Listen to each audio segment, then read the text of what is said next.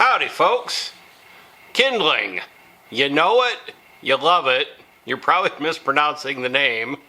How do we get from this to this nicely split piece of semi-regular shaped and usable kindling?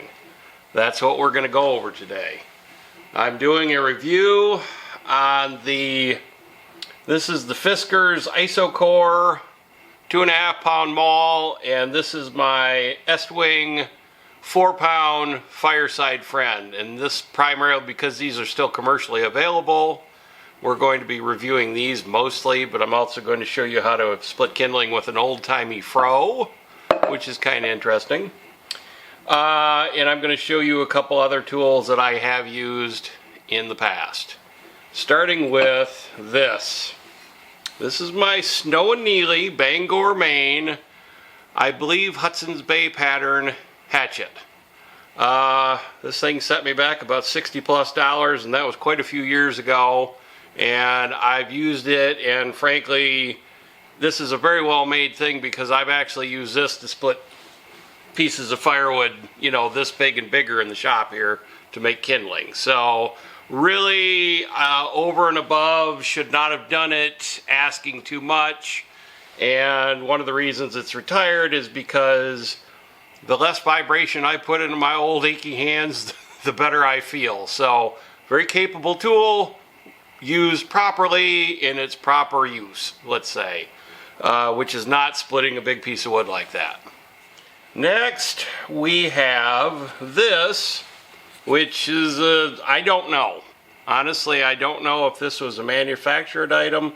I bought this many years ago, and I thought I remembered it had a sticker on it at one point, but I don't find any evidence of that, nor any maker's mark stamped in it. It's got a 4 and the ubiquitous wear safety goggles warning. I weighed this today. It weighs 6 pounds 7 ounces. This is marked 4, so I'm assuming that's 4 pounds for a wedge. And this handle is actually, you can kind of push in on the end and feel how thick it is. It's about a 1/4 inch piece of pipe, so that adds a considerable little bit of heft to it. Originally when I bought this, I was mostly using it as a handled splitting wedge outside on the big pile, so to speak. So, you know, just into the wood, and then I would beat it in with the mallet or hammer. So I hadn't used this in the manner I'm going to show you later in this video. It does work good though. So yeah. There we go. And from there we basically just whittle it away. This is where this technique comes in really well because it allows you a great deal of control over the sizing, which is always nice. Like I said, I like to have some relatively even, easily handleable kindling. So call me fussy, but that's the way I like to roll. Yeah, I'd say this thing works pretty good. The handle's a little bit, because it's round, it's not, I don't know, it almost seems a little bit too big to me, but yeah, I mean, it does the job. Like I said, if you had a splitting wedge and a piece of pipe laying around and you knew how to weld, you know, a little grippy on here, like I said, I might go with a little slightly smaller diameter, but it's not horrible. But yeah, worked good. This thing is a beast. The reason I bought this originally was because I believe this was homemade. Not sure I'd say it was old enough to be made by a blacksmith, but definitely a homemade job. It's actually got an oblong head. This is not just a drilled out piece of you know, mild steel or anything. Somebody actually took a little bit of effort to make this, but this weighs in at 8 pounds 6 ounces. And you can see the short handle. Somebody mounted this like this. It's a beast. Again, it works quite well for the technique I'm going to show you in a minute on how I actually split relatively straight and uniform pieces of kindling, but yeah, heavy. Alright peeps, now we got our giant home-built model. Now, I am going to put a better handle on this. This thing is hung very badly. It's kind of loose, so there's no way I would take a full swing with this right now. But given the cool factor of this, I would put another short handle on it. And, you know, the way I split is I just grab stuff off the pile, like I said, and go, you know, split as I go, so to speak. Well, sometimes these don't split as easily as you'd like them to, and sometimes even that 4-pound Estwing needs a little help. So I think that would be the role this would be used in. But for this technique, I think it's safe, and given its weight, it works pretty darn good. So it's got enough you know what behind it. I don't have to work very hard to get the split to come off. So yeah, it's just it's a neat piece. Like I said, because of its age or home builtness, I think it's kind of cool. And then again, we've got our Estwing. This is the Fireside Friend. This little puppy weighs in at 4 pounds, about 14 inches long overall. Works really good. I've used this one for a long time.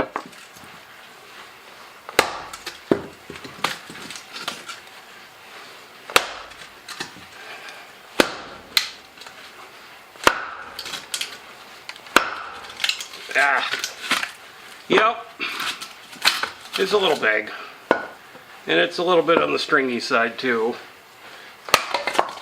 This seems to work good. Like I said, just place the head about where you want it. Good smack on the ground. Bada boom, bada bing. You could almost plane that down and use it for furniture. Like I said, it gives you a lot more control. At least it does me. Now, if your swing's very accurate, this is probably a little more work. It's a little less swinging. I find it a little less fatiguing to do it this way. This is the Fiskars IsoCore. This was a recent, I got this for Christmas actually.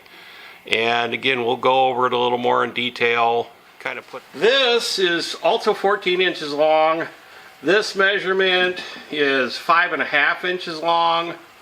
And yeah, it's 2.5 pounds. It's a lot lighter, a lot more, you can get a lot more speed, I suppose. I just got a new Fiskars, I think they call it their Super Axe or their Splitting Axe. I think it's the X27. Please don't quote me on that.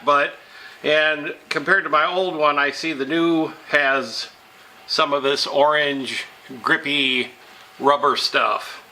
So we'll see how long that lasts. This stuff, I don't know, most of the time it starts getting slick after not too long a period of time with me, but maybe that's just my bad luck. So, nice.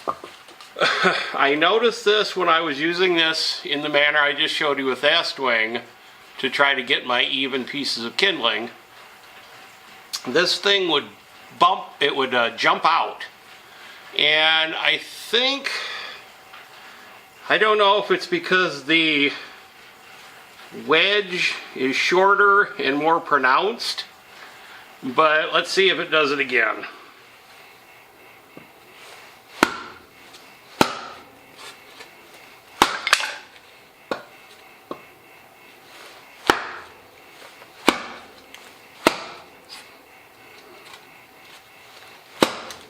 Yeah, see, it's popping a little bit. It's springing. Yep.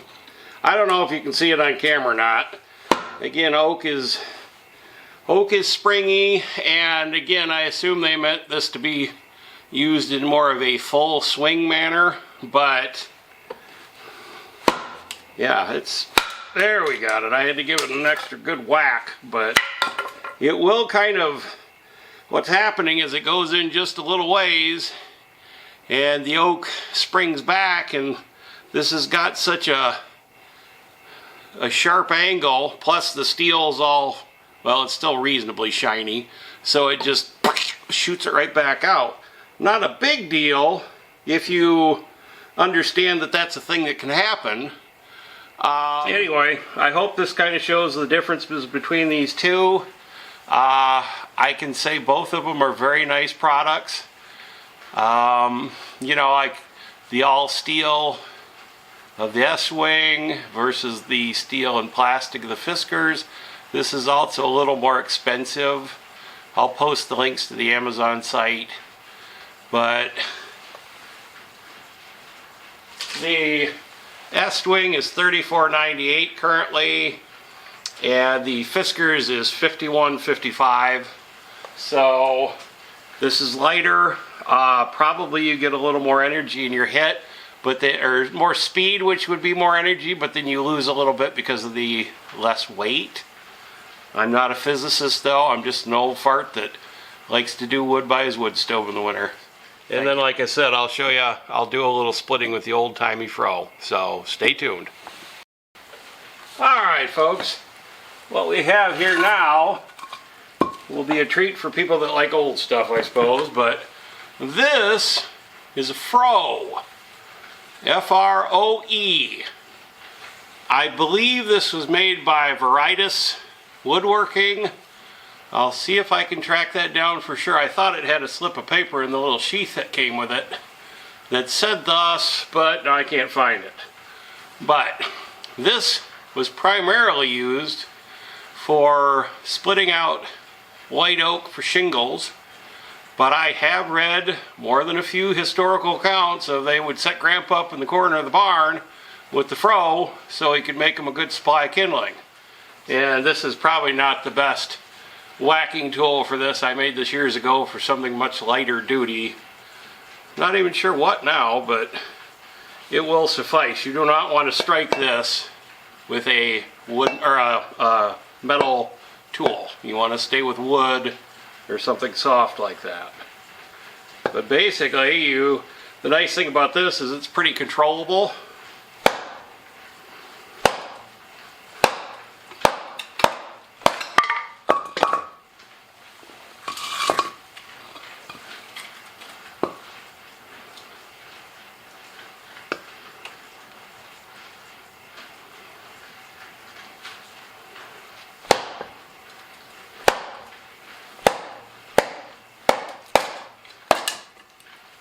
And there you go. That's how you do it with an old-fashioned fro. And again, you've got, the only bad thing about this part is it'd be nice to have a way to hold that piece.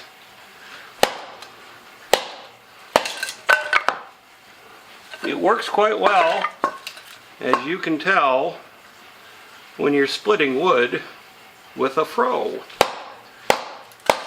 Don't you know? And it's kind of neat.